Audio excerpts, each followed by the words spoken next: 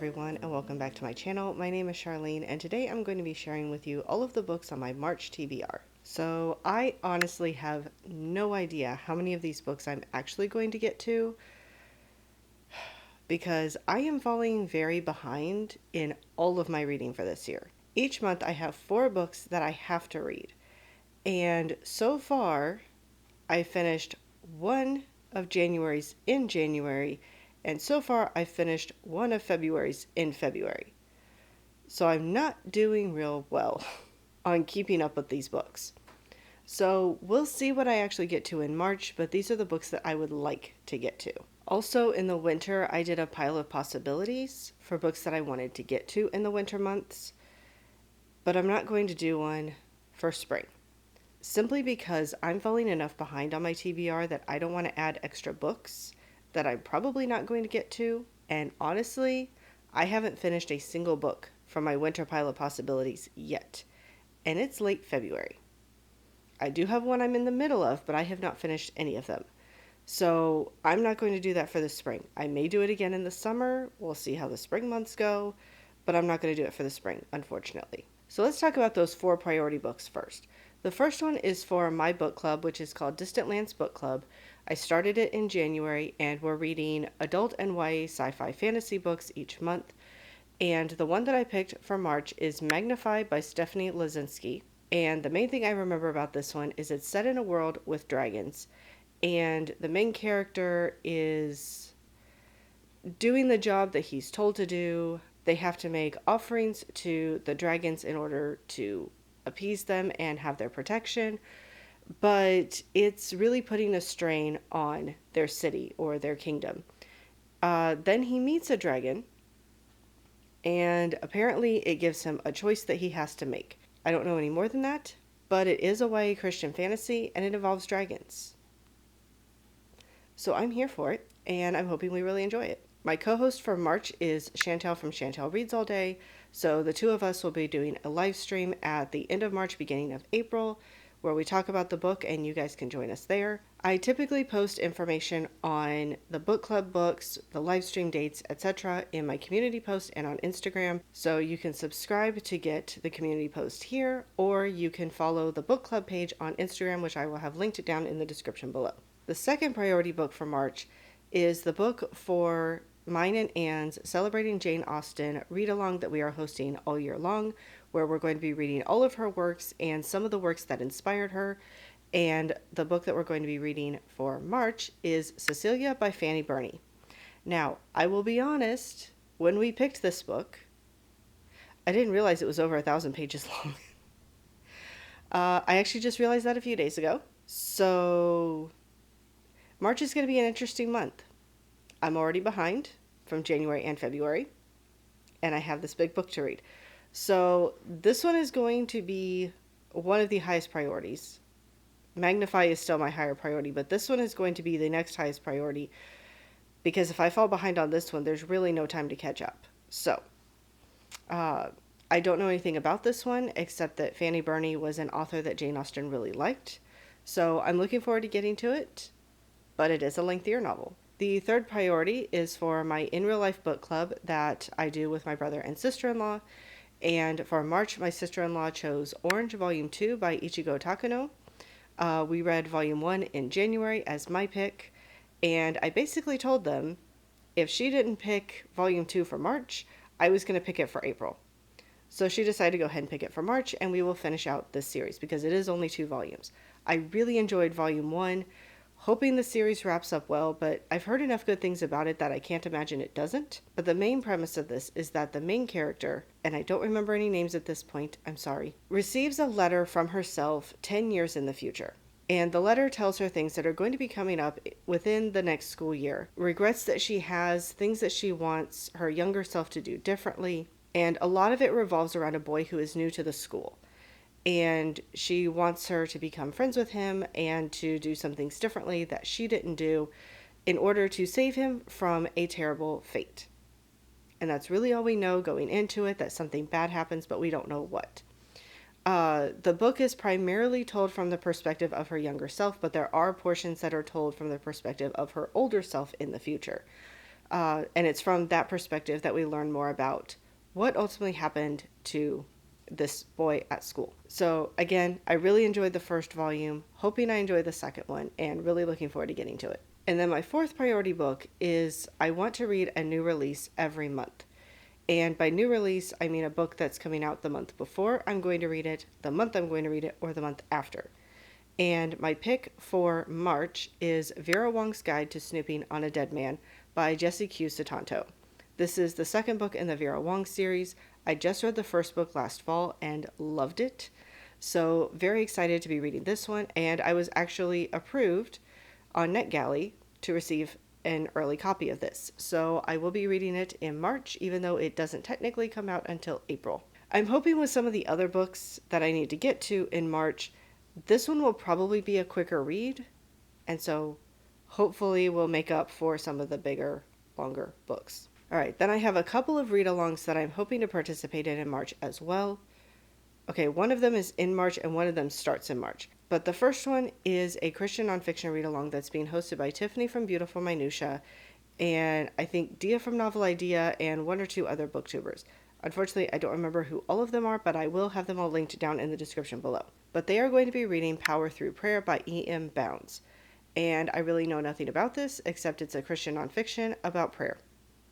And that was enough for me. So I'm hoping to be joining in and reading this one.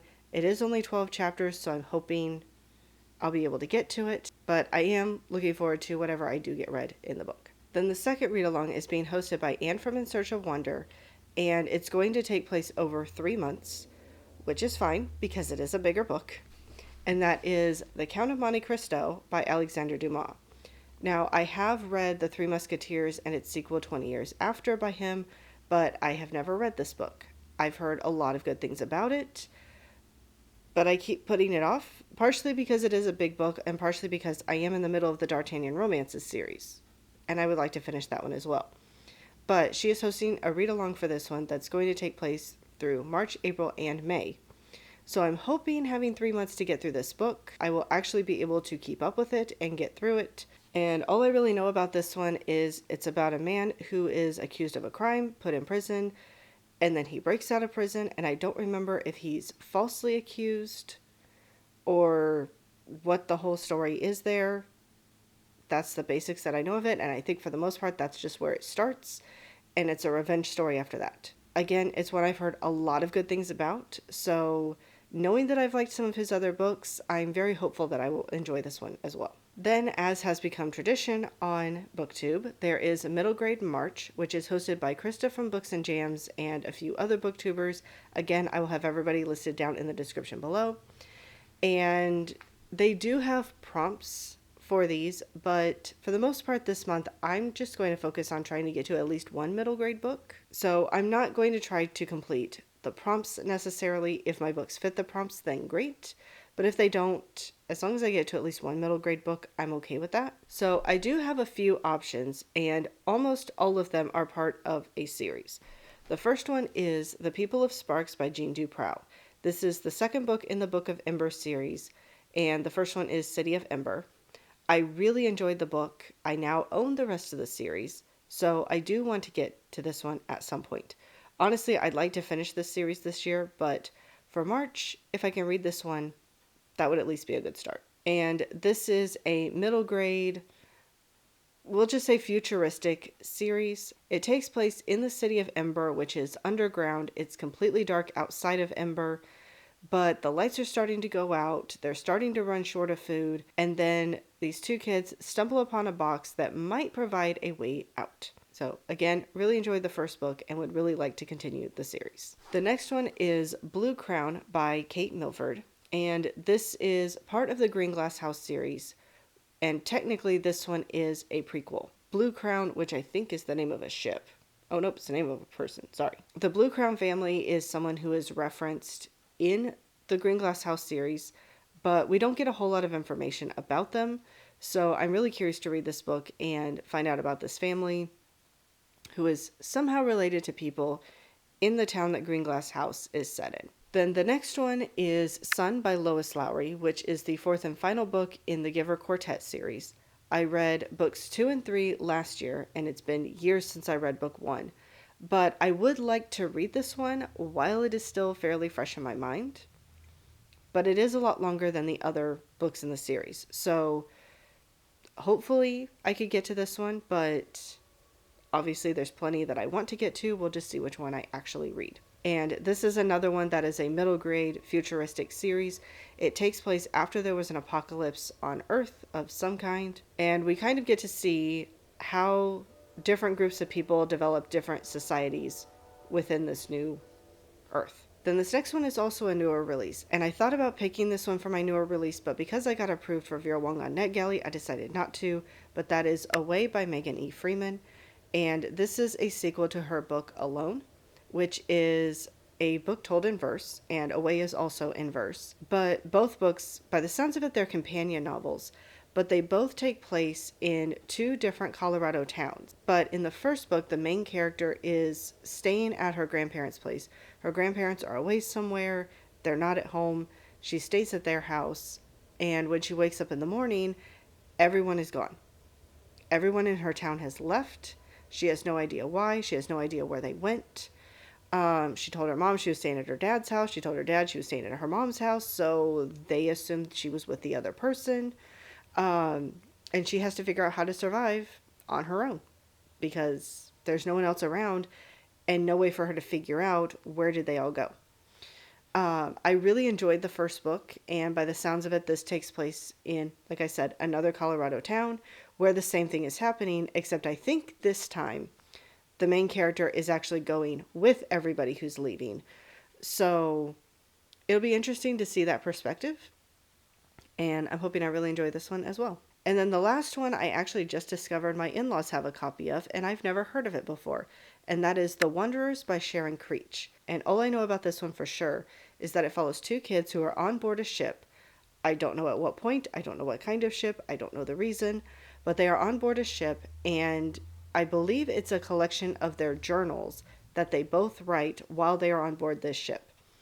So the fact that it is Sharon Creech, the fact that it takes place at sea, and the fact that it's epistolary makes me really want to pick up this book. So I might try to get to that one because I do have easy access to it, although I do have easy access to the books I own. We'll see. I'm going to try to pick up at least one of these 5 books. I don't know which one yet, but I want to get to at least one. Then there are some reading challenges that I'm trying to keep up with during the year, but I will be honest, I have not done a good job with this yet. The first one is the Reading the Classics Challenge, which is hosted by Anne from In Search of Wonder, and her prompt for March is to read a children's book, so a children's classic. And the one that I know for sure I'm going to get to in March is The Chocolate Touch by Patrick Skene Catling. I remember being read this one in school by my first grade teacher, and I know I liked it at the time, but I haven't read it or heard anything of it since. It's based on the story of King Midas, the king who turned everything he touched to gold.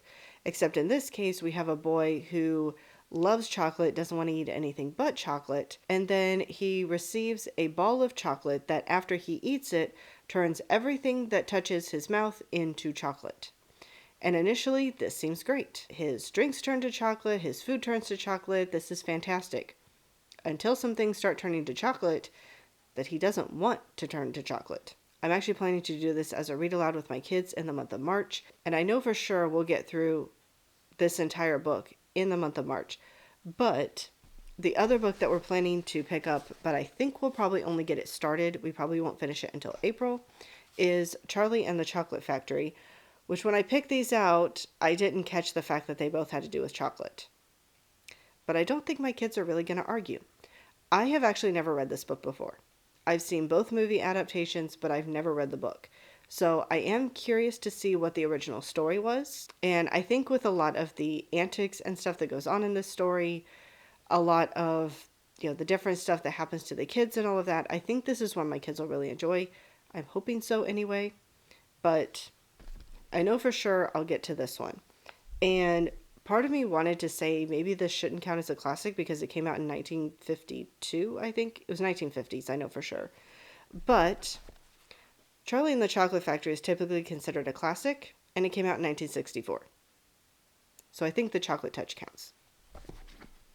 And obviously, either of these two could count for middle grade March as well. but I would like to get to some of the other books that I'm wanting to read for myself, not just the books I want to get to for school. Then the next challenge is the Read Your Bookshelf Challenge, which is hosted by Chantel from Chantel Reads All Day. And the prompt for March is time. Now, I'm going to be honest. At the beginning of the year, I thought I will pick a book for each of her prompts, and then hopefully I'll get to it in that month. I'm at the point now, though, where I am falling so far behind that I'm basically going to get to the end of the month and see what books did I read, and can I make any of them fit the prompt. Because they're basically up to your interpretation, however you want to interpret time. A book you've owned for a long time, a book that has a time word in the title, anything like that, a book that has a clock on the cover. So we'll see what I read that might qualify for that, but I am at least trying to keep track of, do I read any books that fit the prompts each month? And then the last one is the Elevate Your Reading Challenge. And the prompt for March is to read a book by a favorite author.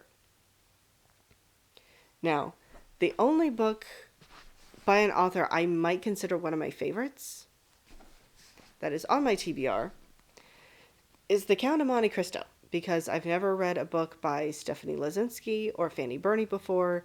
I've only read one book by Jessie Q. Satanto, so I don't feel like I've read enough to consider her a favorite author. I've only read the one manga from Ichigo Takano, so I don't feel like I can count her as a favorite author. And the books that I'm wanting to get to for middle grade March, Sharon Creech would be the closest. If I read The Wanderers, I might count that. Otherwise, it would be Alexander Dumas, but since I'm not planning to finish this until May, I don't think I can really count that one.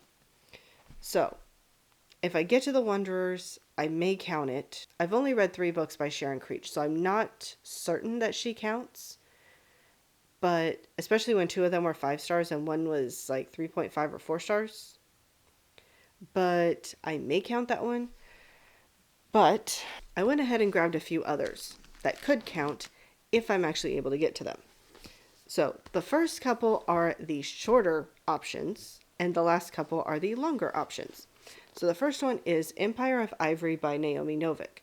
I am in the middle of spinning silver right now, but once I'm done with that one, I would like to, at some point this year, continue the Temeraire series. This one is book 4, and I've really enjoyed the series so far, so I'd really like to continue it.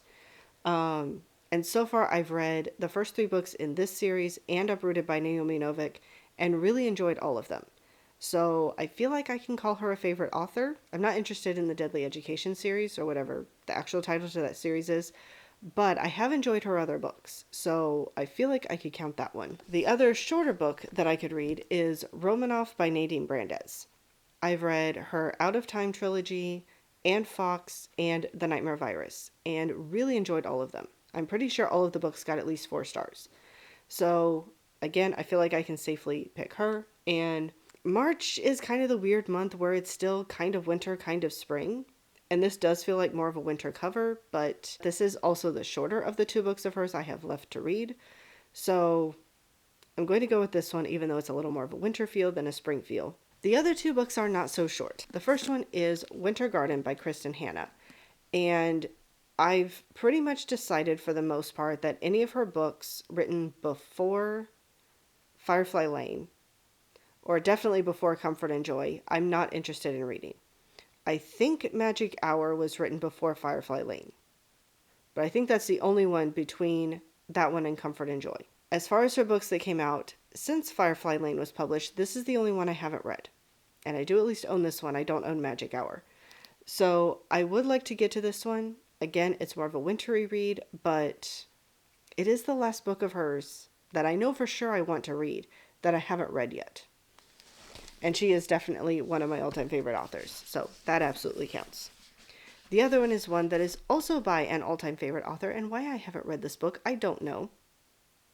Actually, I'm curious as to why I picked this book off the shelf instead of her other book. The one I picked up is Homecoming by Kate Morton. Now, why I grabbed this and not The House at Riverton, which was her debut novel, I don't know. Because those are the only 2 books by her I haven't read. But either this one or House at Riverton, either one would count. Kate Morton is absolutely one of my favorite authors. This would very much count. Will I actually get to any of those? I have no idea. But I don't have a whole lot of books that count. And definitely not very many on my TBR that would count. So these along with several others that I do not own, at least as of yet, are all the books that I am at least hoping to pick from in March.